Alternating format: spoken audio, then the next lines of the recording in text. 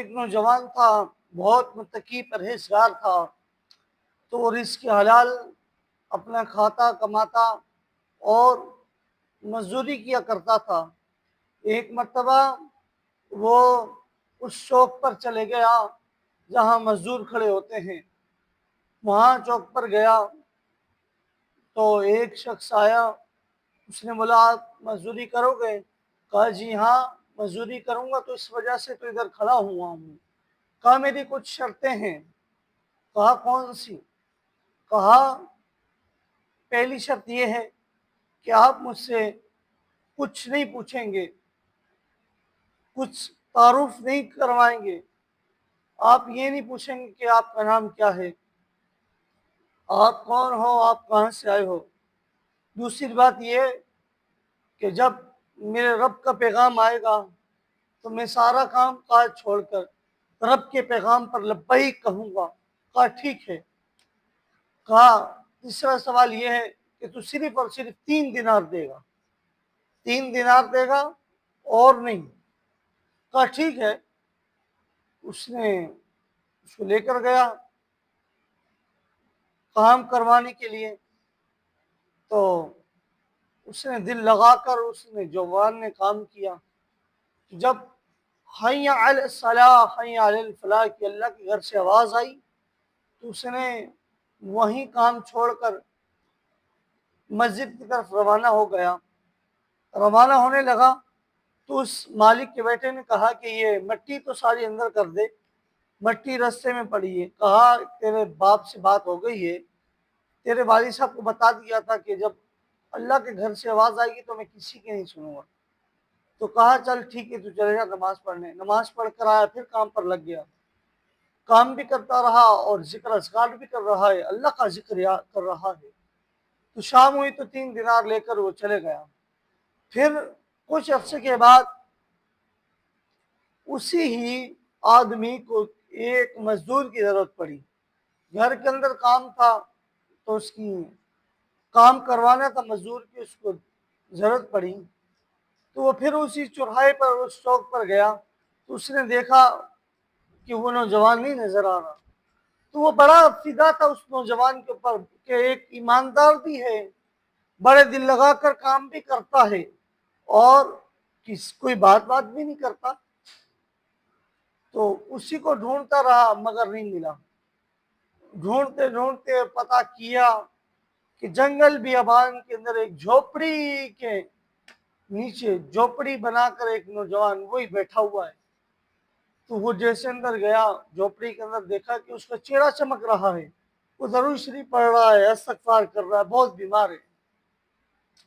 تو کہا کہ آ جاؤ میں تمہیں دوائی دے رہا ہوں۔ کہا نہیں دوائی کی ضرورت نہیں ہے، بس تم میرا کام کرنا کہ ابھی میرا وقت ہو چکا ہے، دنیا چھوڑ کر میں اپنے خالق حقیقی کے پاس جانے والا ہوں، رب سے ملاقات کروں گا۔ تو یہ ایک امانت ہے، یہ آپ نے وقت کے بادشاہ ہارون رشید کو یہ دے دینی ہے یہ امانت۔ اور دوسری نصیحت یہ کہ یہ چند درہم ہے، اس کا آپ کفن خرید کر مجھے پہنا دینا اور مجھے جلدی ہی دفنا دینا، کسی کو نہ بتانا میرا۔ کہا ٹھیک ہے، یہ شرطیں مجھے آپ کی منظور ہیں، میں آپ کی وصیت پر عمل کروں گا۔ کہا کہ ہارون رشید آپ کو ایسے نہیں ملے گا، شام کے ٹائم وہ اپنے محل کے باہر بیٹھا ہوگا تو آپ اسے جا کر کہنا کہ تیری ایک امانت میرے پاس پڑی ہے۔ جب وہ امانت کا کہے گا تو پھر تو اس سے ملاقات کرے گا تو یہ امانت تو اسے دے دینا۔ کہا ٹھیک ہے۔ تو اس نے کلمہ پڑھا نوجوان نے، وہ اس کی روح پرواز ہو گئی، فوت ہو گیا۔ تو جیسے اس نے وصیت کی تھی اس آدمی نے ویسے ہی کیا، اس کو نہلایا دھلایا کفن پہنایا، جو درہم دیے تھے اس درہم سے کفن لے کر جنازہ پڑھا کر دفنا دیا۔ تو اس کی وصیت پر عمل کیا۔ شام کے ٹائم گیا، ہارون رشید اپنے محل کے سامنے بیٹھا ہوا تھا۔ ہارون رشید گیا تو صفائی نے پوچھا خیریت سے آئے ہو؟ کہا کہ جا کے آپ ہارون رشید کو کہو، بادشاہ کو جا کر کہو کہ آپ کی ایک امانت پڑی ہے۔ تو وزیر نے جا کر بادشاہ سلامت ہارون رشید کو یہ کہا کہ ایک آدمی آپ کی ایک امانت لے کر آیا ہے۔ تو ہارون رشید نے کہا بلاؤ۔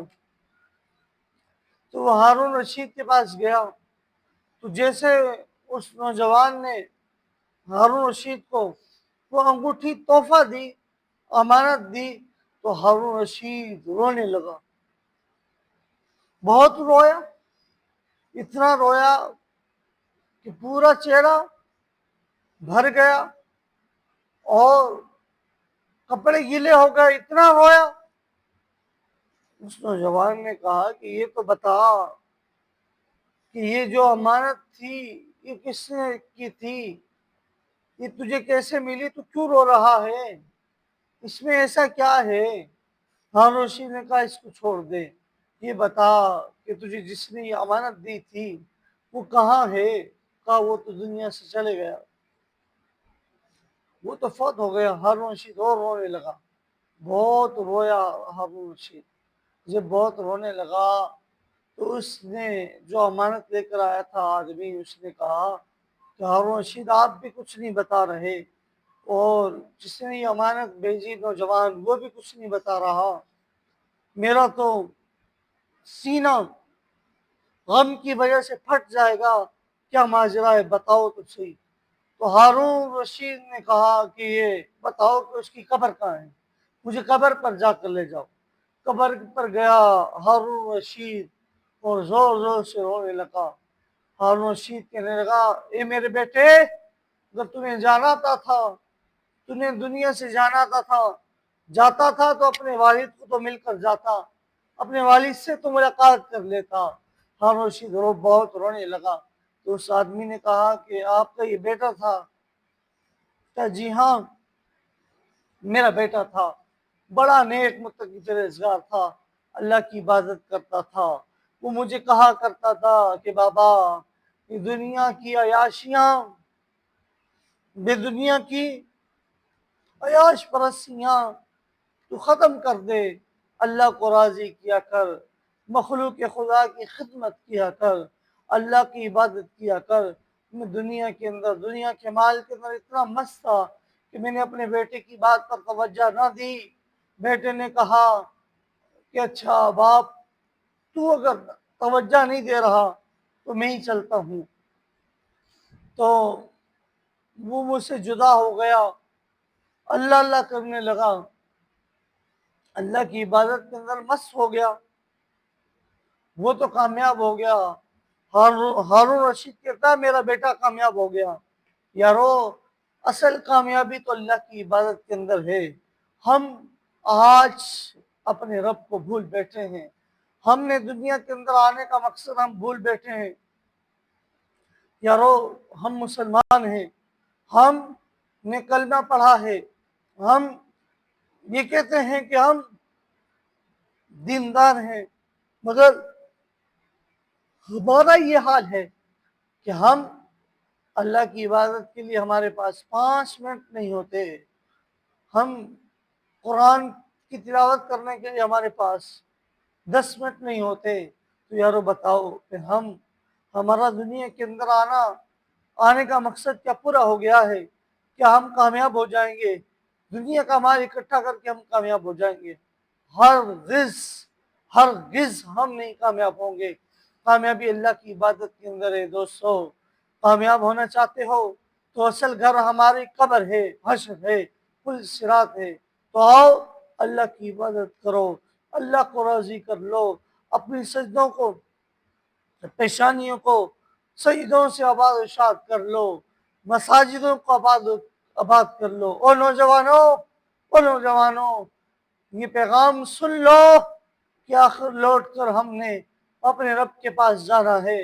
نوجوان آج تو عیاش پرستی کے اندر لگا ہوا ہے۔ او بزرگوں، او بڑھو، تم نوجوانی کے عمر گزار کر آئے، ابھی بڑھاپا آ گیا ہے، ابھی بھی تم مساجد کا رخ نہیں کر رہے، اللہ کی نافرمانی میں لگے ہوئے ہو۔ یارو اللہ کی نافرمانی نہ کرو، اللہ کی فرما بردار بندے بن جاؤ۔ خدا کی قسم جو اللہ کا فرما بردار بندہ بن جاتا ہے، جو اللہ کا ہو کر دنیا کے اندر رہتا ہے، اللہ کا ہو کر دنیا سے جاتا ہے، تو اس کا جانا بھی بڑا خوش وقت ہوتا ہے، وہ بڑا خوش نصیب ہوتا ہے، خوش بخت، خوش انسان، کامیاب اصل وہی بندہ ہے جو اللہ کی عبادت کرتے کرتے، اللہ کو راضی کرتے کرتے دنیا سے چلے گیا۔ تو یارو آؤ، آج وقت ہے، آج فکریہ لمحہ ہے، آج فکر کرنے کا لمحہ ہے، آپ اپنے رب کو راضی کر لو، رب کی عبادت کر لو، رب کی حمد و ثنا بیان کیا کرو، چلتے پھرتے اٹھتے بیٹھتے استغفار کا ورد کیا کرو، رزق حلال کمایا کرو، اپنے بچوں کو رزق حلال کھلایا کرو۔ رزق حلال کمانا اور کھانا بھی عبادت ہے۔ آؤ رب کے حضور ہے کہ اللہ رب العزت ہم سب کو استغفار کرنے کی توفیق عطا فرمائے۔ رب کی بارگاہ کے اندر دعا ہے، اللہ ہماری پریشانیوں کو سجدوں سے آواز ارشاد فرمائے، اللہ ہمارے وطن عزیز کی خیر فرمائے۔